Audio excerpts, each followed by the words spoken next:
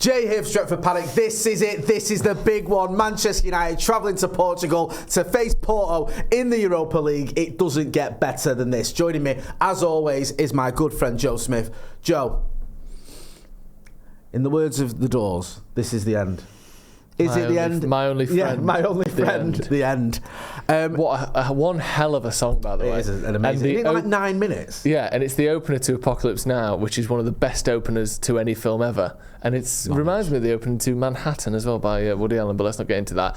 Let's not talk about football. Let's talk about films of the 70s. I'd rather. This is the big one. And every freaking game this season's been the big one. Yeah. Because as we predicted from last season, Ten Hag is on a tightrope. That's only the rope itself only gets narrower the further off he gets. Yep. He's stood over an endless expanse on a single atom thick rope at the minute. Yep. It's all or nothing. Yeah. There's no let's see how it goes. If he doesn't turn it around, he's dead.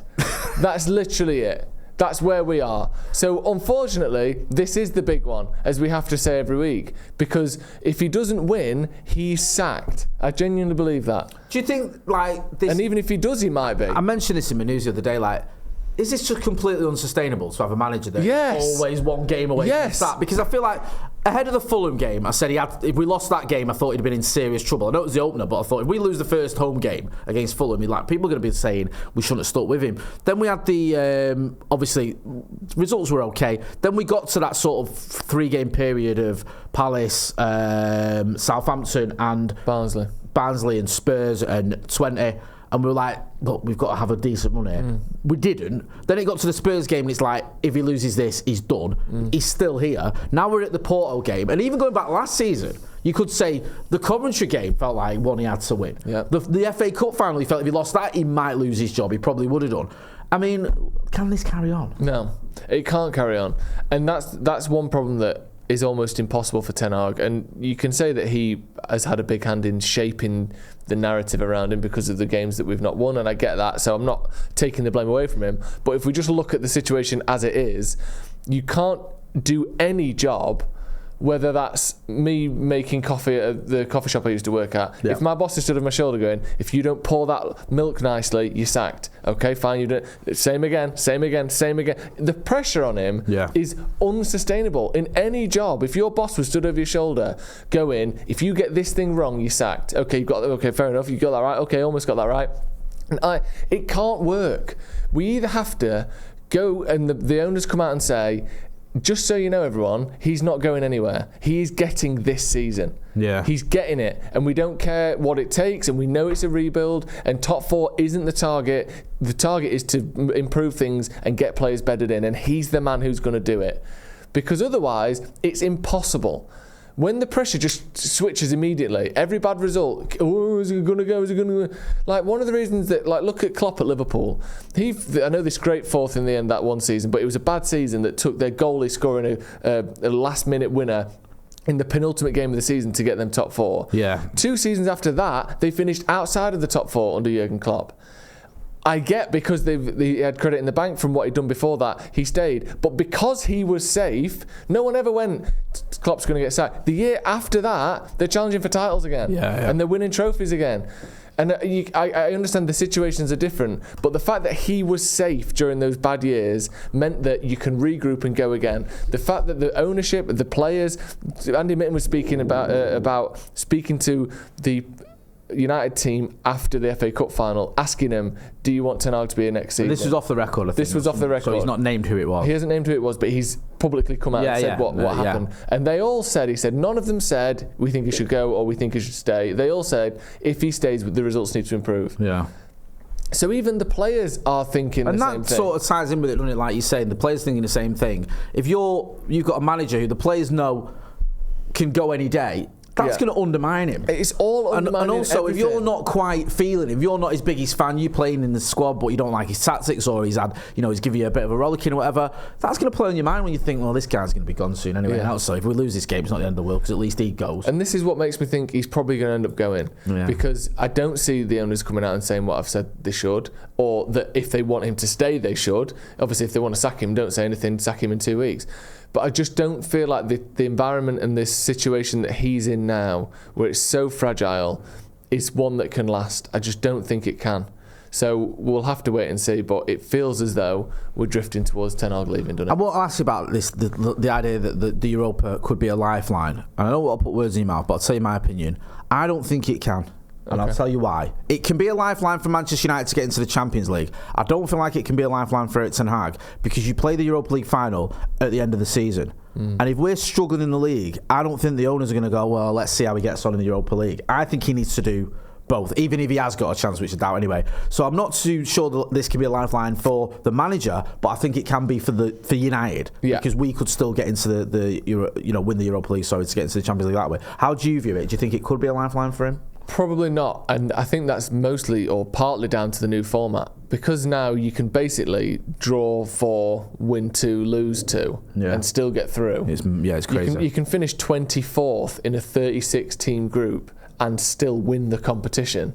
We could carry on with this poor form, scrape enough points together to get through, but it wouldn't keep Ten Hag's job. No. And conversely to that, we could win every game from now to the end and still go out in the next round before, it's all too up in the air. And I think, like you said, if a new manager comes in, the odds are we'll still be in this competition because of the new format. So, that could be a lifeline for him and his sort of trajectory. And if United generally are looking to get top 4 next season, or Champions League, should I say, next season, top 4 isn't going to do it. I bet 5th is on the table either, but us doing well in this would give that coefficient to the English team.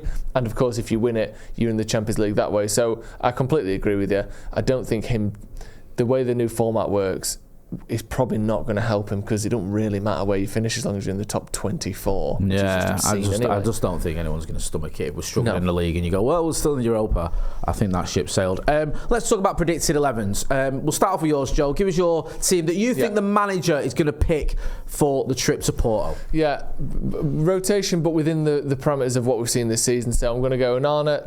That back 4 is slightly tweaked, but I think De Ligt out for Maguire. I know Maguire had a bit of a knock, so I'm hoping he's back. If not, I could see Johnny Evans doing that job. Okay. We'll have to see, obviously, whether Maguire's fit from the weekend or not. But I do think we'll see some rotation. I'm so frustrated that we can't rotate the fullbacks. Not just because Dalot had a stinker the other day, and against certain times against FC20 as well. But they're going to get injured. One of these two is going to get injured soon, because we have to play him every week. So maybe Collier, but again, I just don't see it, because Ten Hag's fighting for his life. He needs to play his best team. In midfield, I think Mainu could do with a bit of rotation, and I think he went off injured, didn't he, as well, against Spurs? So I don't know if he's. We've not had the update yet as we're recording this, but I'd be very surprised if he was fit. Okay, so even more so then. I think Casemiro works, especially in Europe. I think he's got a little pedigree to him that is good to bring in. I think Eriksen will come back in.